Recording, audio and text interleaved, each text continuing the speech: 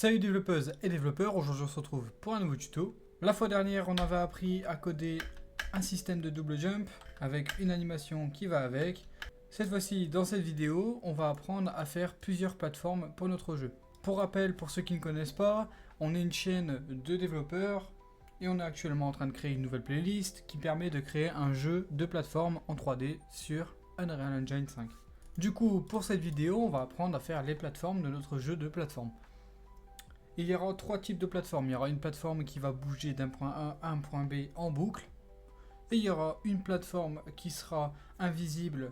Ensuite, elle redeviendra visible pour redevenir invisible. Enfin, ainsi de suite, en boucle dans le jeu.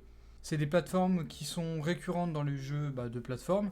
Donc, c'est les plus connus que j'ai choisi de reproduire sur ce jeu de plateforme. D'ailleurs, aussi, petit rappel, si vous avez un bug ou quelque chose qui se passe mal durant le tuto sur celui-là ou sur n'importe quel tuto de cette playlist, n'hésitez pas à le mettre en commentaire et je vous répondrai dans la journée même. Parce que ça se peut que des fois vous ayez des problèmes que moi je n'ai pas, ou bien ainsi de suite. Allez, c'est parti pour nos plateformes, ça va être très simple. On va aller dans le Content Drawer, on va aller dans le dossier Blueprint et on va faire un nouveau dossier qui va s'appeler plate-du-milieu forme. On va pouvoir faire un clic droit et on va faire un nouveau folder qu'on va appeler matériel.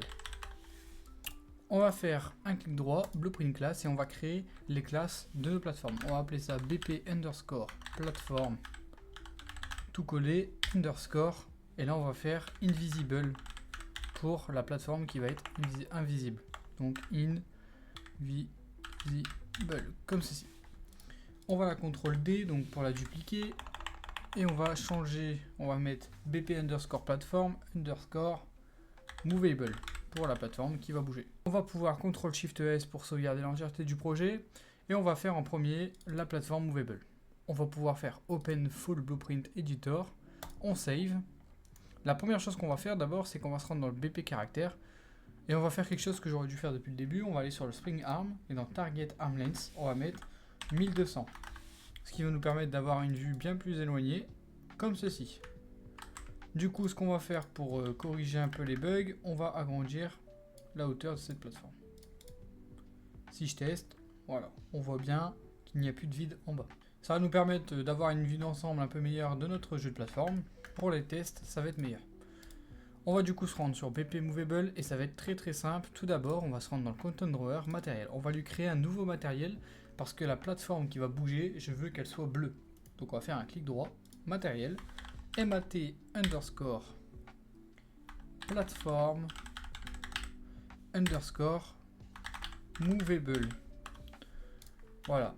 Bien décrire surtout, un petit conseil pour vous, mais quand vous faites des noms pour vos matériels, pour vos blueprint class, bien décrire entièrement ce que c'est. Comme ça vous permet de mieux vous repérer plus tard dans votre projet.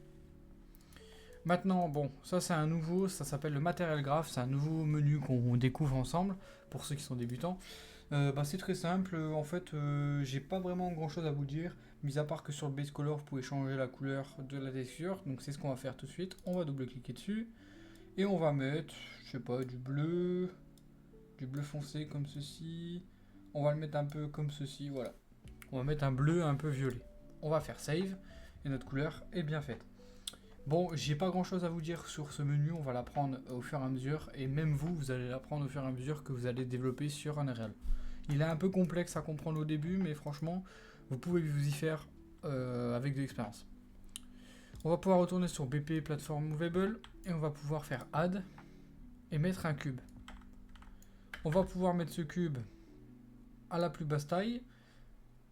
On va mettre le scale, on va mettre un cadenas, et moi ce que je veux faire en fait c'est changer la hauteur, enfin non en fait le cadenas on va l'enlever, on va changer la hauteur, on va mettre 0. Et on va mettre 0.10. Voilà, pour qu'elle soit vraiment fine, pardon.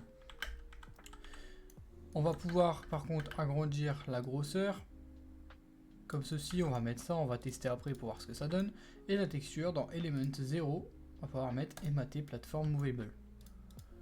Voilà. Maintenant, pour avoir ce mouvement de balancier pour qu'elle bouge toute seule, c'est très simple. Unreal nous ont fourni un outil très pratique, c'est Interp, et c'est Interp to Movement. Ça va nous permettre de faire l'effet de mouvement. Ça va être très pratique. Ce qu'on va faire, c'est que dans Control Point, on va pouvoir rajouter 2 points. Parce que nous, on veut que notre plateforme aille sur 2 points différents.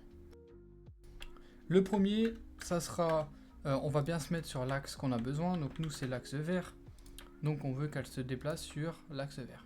Donc on va se mettre comme ceci, voilà. Donc le premier, on veut que sur l'axe vert, elle aille, par exemple, en 200.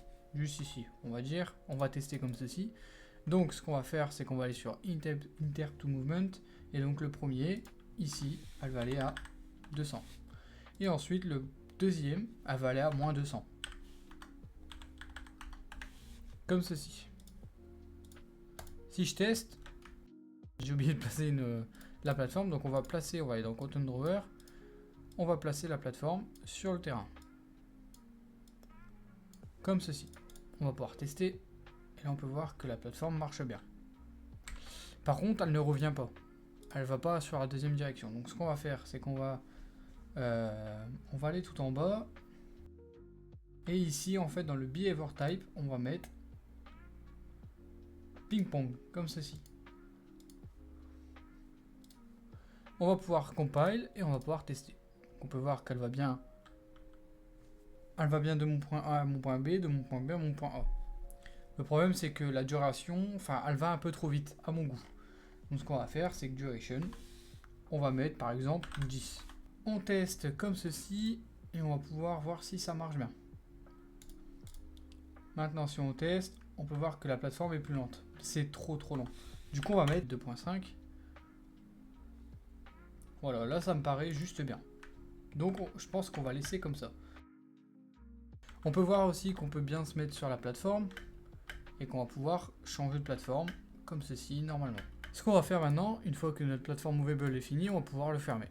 On n'a plus besoin d'y toucher. Ce qu'on va faire, en revanche, c'est qu'on va pouvoir aller dans Content Drawer et ouvrir plateforme Invisible. On va pouvoir créer la plateforme qui va se rendre invisible.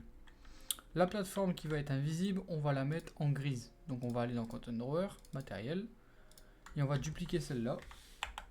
Et on va rendre ça mat underscore platform underscore invisible. On va pouvoir ouvrir le mat, on va le mettre en grand, et du coup le base color, on va le changer, on va le mettre en blanc, comme ceci. Sauf qu'on va le mettre un peu en gris. On va sauvegarder.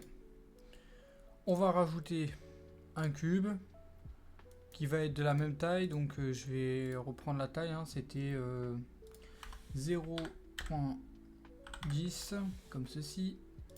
Et là on avait mis du... On va rouvrir le BP. On avait mis du 2. Donc on va mettre 2, comme ceci. On compile et on save. Et maintenant, on va pouvoir créer la fonction qui va nous permettre de rendre invisible la plateforme avec des intervalles. Pour ce faire, on va se rendre dans l'Event Graph. On va aller dans le Event Begin Play. Et en fait, au lancement du jeu, on va créer un timer infini qui va nous permettre de lancer une fonction avec un temps imparti en intervalle. Donc pour ce faire, on va faire setTimer by function name. On va mettre le looping et le temps, ça sera tous les 5 secondes. La fonction, on va la créer tout de suite. On va dans function plus et on met invisible, comme ceci. Et en fait, à chaque fois que la fonction va être appelée, on va faire un branch. Ce qu'on va faire, c'est qu'on va regarder si le cube est en hidden. On va faire get hidden in game. En fait, si le cube est masqué en jeu, alors on va vouloir faire quelque chose selon la condition. On va compile save. Du coup, ce qu'il faut faire, c'est que en fait, si le cube est invisible, alors on va le rendre visible. Donc on va aller sur cube, on tire un node et on fait set hidden in game. Donc si il est invisible, on le rend visible. Par contre, à l'inverse, s'il est visible, on le rend invisible. Donc on fait new hidden. On va pouvoir aller dans l'Event Graph, aller sur la fonction invisible, on fait F2 pour avoir le nom entier, CTRL-C, et dans function name, on fait CTRL-V. Si on récapitule, au début du jeu, on va lancer un timer qui va se répéter tous les 5 secondes jusqu'à la fin du jeu, qu'on accompagne save, tous les 5 secondes, ça va lancer la fonction invisible. Invisible, qu'est-ce qu'elle fait? Elle va faire un branche, elle va regarder si notre cube est visible en jeu. Si oui, alors on le rend visible, sinon on le rend invisible. Donc on va pouvoir tester. On va mettre la nouvelle plateforme qui est juste ici.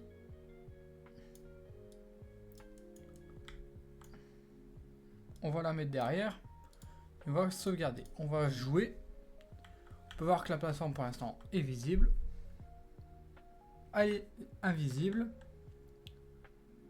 Et dans 5 secondes, elle va redevenir visible. Voilà, comme ceci. Alors là, c'est parfait. Le problème, c'est que si elle est invisible, on peut voir que je peux toujours avoir une collision. Donc on va désactiver la collision. On va aller sur plateforme invisible. Et donc, si la plateforme, on doit la rendre invisible, alors on va faire set collision enable. Et là, on va faire no collision. Comme ceci. On va rendre le blueprint un peu plus beau. Comme ceci. Et ce qu'on va faire maintenant, c'est que ici, on va rendre ça encore un peu plus beau. Voilà. Et ici, du coup, le set collision enable, on va le copier. Copier-coller. Comme ceci. Et là, du coup, on veut mettre query only. Le target, c'est bien le cube. On va compile save, on va tester tout ça. Donc, on est d'accord que là, on a de la visibilité. Et là, au bout de 5 secondes, ma plateforme disparaît bien. Là, on peut voir que la collision est réactive. Et là, elle disparaît et on peut traverser. C'est tout pour cette vidéo. On aura appris à faire les 3 plateformes de notre jeu. C'est déjà pas mal. Ce qu'on va faire dans la prochaine vidéo, c'est qu'on va commencer à créer le premier ennemi de notre jeu. On va bien évidemment en une vidéo le créer, donc importer ses animations, importer le mesh et lui faire son intelligence. Donc tout ça en une vidéo. Donc la vidéo prochaine risque sûrement d'être longue. Alors moi, ce que je vous dis, c'est que si vous avez kiffé la vidéo, n'hésitez pas à liker, t'abonner, partager et vraiment à t'abonner et à commenter. Ça nous ferait énormément plaisir. Ça nous aide au référencement, donc merci à toi. Et nous, en tout cas, ce que je vous dis, c'est bonne journée et à la prochaine.